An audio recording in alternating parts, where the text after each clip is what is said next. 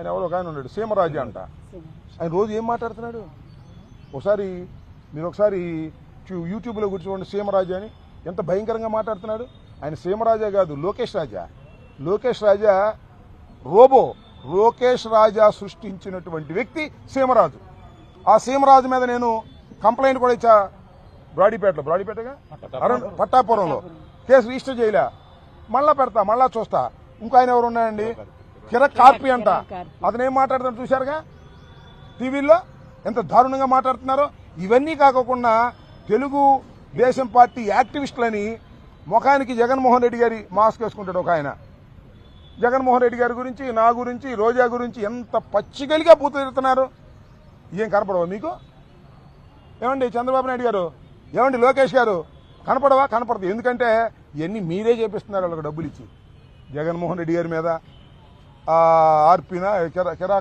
కిరాక్ కార్పి, సీమరాజా అందరిని మీరు సృష్టించి మీడియాలో చేస్తున్నారు. ఎంత దారుణం అండి ఇది చాలా దారుణమైనటువంటి అంశం.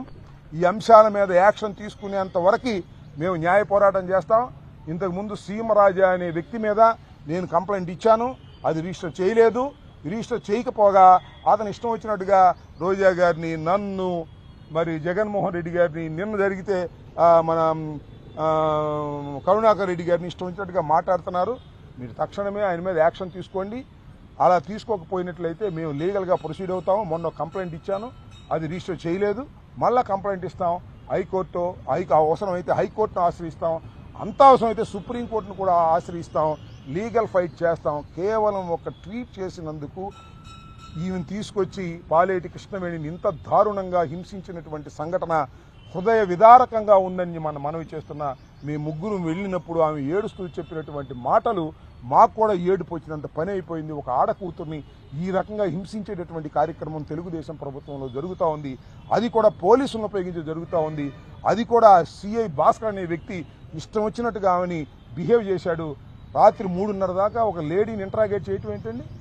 ఇదేమన్నా ఎంతకన్నా దుర్మార్గం ఏమైనా ఉందా? దీన్ని ప్రజలు ఆలోచించాలి. ప్రభుత్వానికి నిజంగా చిత్తశుద్ధి ఉంటే, ఉన్నట్టు నటిస్తున్నారు, ఉంటే ఆ సిఐ భాస్కర్ని తక్షణమే సస్పెండ్ చేసి మహిళలకు న్యాయం చేయవలసినటువంటి అవసరం ఉందని ఈ సందర్భంగా చెప్పదలుచుకున్నాను. ఎస్, పార్టీ నాయకుల పేర్లు చెప్పకపోతే నీ మీద వ్యభిచారం కేసు పెడతా. నీ మీదే కాదు, ఇంకా మీ పిల్లల్ని వేరే గంజాయి కేసుల్లో పెడతా. వాళ్ళ పిల్లల్ని చదువుకుంటున్నారంట పాపం. వాళ్ళు నీ స్కూల్ దగ్గరికి వెళ్ళి కూడా వెళ్ళి బెదిరించారంట పిల్లల్ని. అంతేకాదు నీ హస్బెండ్ మీద, రాజ్ కుమార్ హస్బెండ్ మీద గంజాయి కేసు పెడతా. ఇస్ ఆర్ ఆల్ సర్టనింగ్స్. అంటే వాళ్ళు చెప్పింది ఒప్పుకోవాలంతే, ఒప్పుకోకపోతే ఎన్ని కేసులు పెడతాం అనేటువంటి పద్ధతుల్లో కాస్తో కోస్తో ధైర్యవంతురాలు కాబట్టి, ఇందాక ఎయిట్ చేసింది కానీ కాస్తో కోస్తో ధైర్యవంతురాలు కాబట్టి ఆమె మ్యాజిస్ట్రేట్ ముందు చెప్పగలిగింది. కొంతమంది చెప్పలేకపోయారు. సుధారాణిని కూడా 50 రోజులు పెట్టి ఆమెను కూడా హింసించారు. సరే, మగవాళ్ళ సంగతి అక్కడ పెట్టండి. మగవాళ్ళని కొంతమందిని కొట్టారు కూడా, కొట్టినా చెప్పలేకపోయారు వాళ్ళు.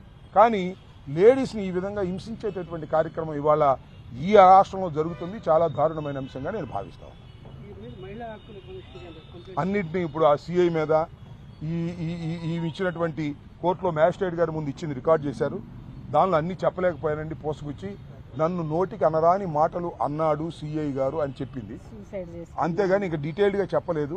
దీని మీద న్యాయ సలహా తీసుకొని అవసరమైతే హైకోర్టుకు వెళ్ళేటట్టు